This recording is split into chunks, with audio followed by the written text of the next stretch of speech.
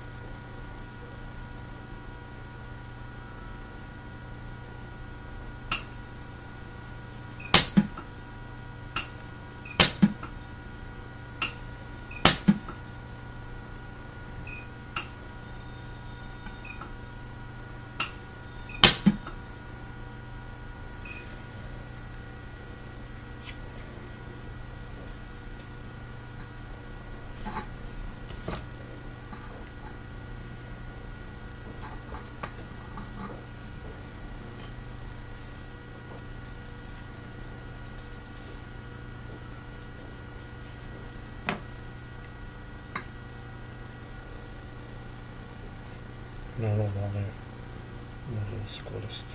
Samo da vrati staklo.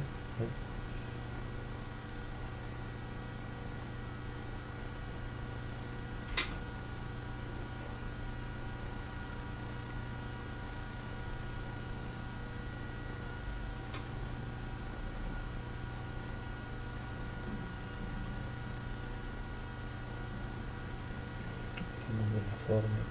To je to.